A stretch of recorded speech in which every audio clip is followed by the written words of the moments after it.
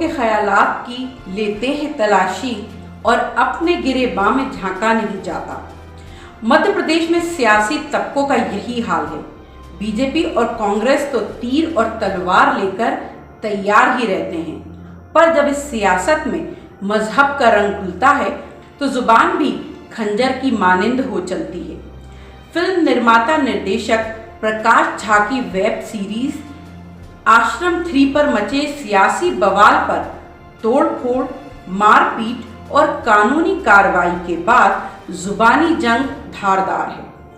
कांग्रेसी नेता दिग्विजय सिंह ने राज्य की कानून व्यवस्था को कटघरे में खड़ा कर दिया है।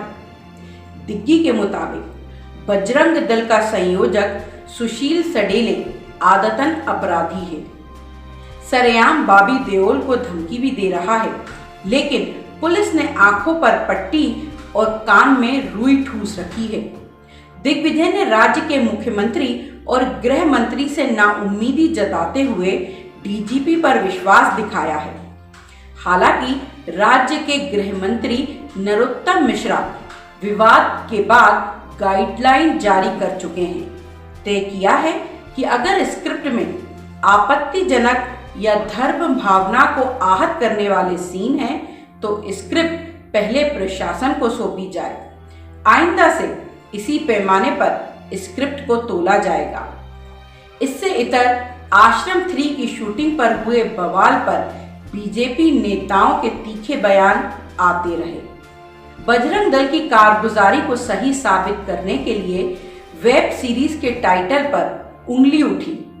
बीजेपी के मीडिया प्रभारी तो यहां तक कह बैठे कि महिला उत्पीड़न के स्थान पर वेब सीरीज का नाम आश्रम ही क्यों, अफगानिस्तान क्यों नहीं।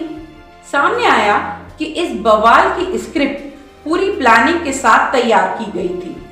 दरअसल बजरंग दल के लोग आश्रम के डायरेक्टर प्रकाश झा से मुलाकात करना चाहते थे।